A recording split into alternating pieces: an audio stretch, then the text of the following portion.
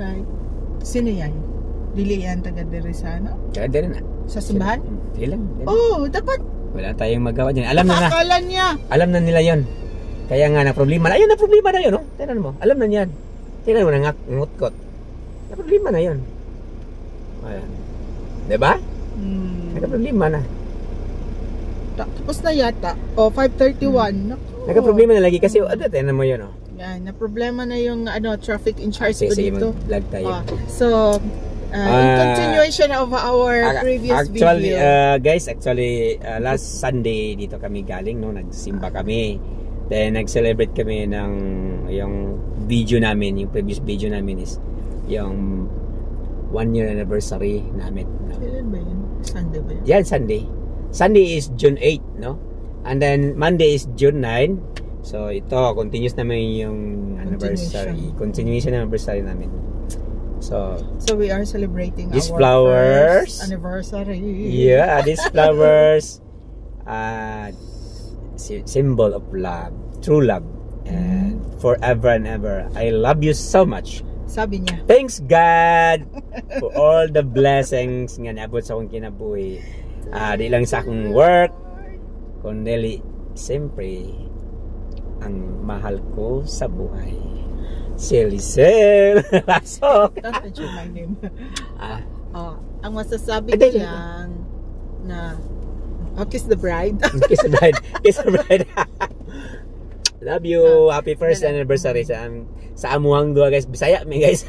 Di mi Tagalog, guys, pero sometimes pag Tagalog mi kay yun ang pag magkalisod. Kaya dili na ganit mi kabalo sa mga. Dili kabalo sa Bisaya, tay taas na kayo, parang maritis na ba? Kasi ganito 'yan. So, sabi ko sa kanya, yung love, yung celebration of love, hindi sa anniversary, hindi sa occasion or birthday, all the times kung gusto mo gawin. Yun sabi ko sa kanya. All the times, ha? Lahat ng oras pwede mo gawin yun sa asawa mo, girlfriend mo, na ipapakita mo sa kanya na mahal mo siya. Ayan, ito. Flower for you. Thank you very much, Dong Lito. Happy guys, sobers guys. Happy, no? Kasi yung goals namin, every Sunday magsimba kami. Kung walang mga valid reason, so magsimba kami. Pero may mga reason, halimbawa sa work, kailangan talaga. So that's the time to to rate, maybe nung naging kami na, actually hindi namin talaga kung kailan kami officially, pero nung dito nung June 8, June 9, yung celebration natin first. Oo. So ano yun, I just remembered na dito kami nagsisimba noon. He invited me na magsimba kami and then lunch. Tapos nagbigyan, in love kayo.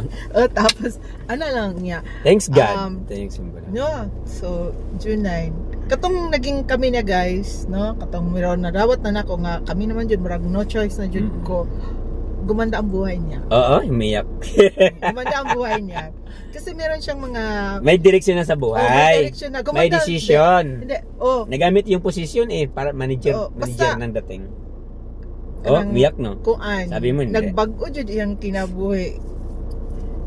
Payak mo gani. Mo na kanang example jud kini ganing in every man's success there's a woman behind or at the back na talagang ako yung kanyang backbone. Yeah. Ang bugira, no, but that is true. Kasi I feel so that my mission in life sa kanyang buhay ay magkaroon siya ng good direction. Kasi for how many relationship na nagkaroon siya ay talagang siya ay broken, pero hindi siya binuangan, guys. So tapos always siya nag-start all over again every relationship. So motto, to the rescue ako.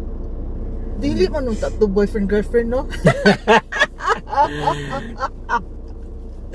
So lang. Dito naman ako nagsabi na parang nagpaparamdam. Dito na place, guys. Dito.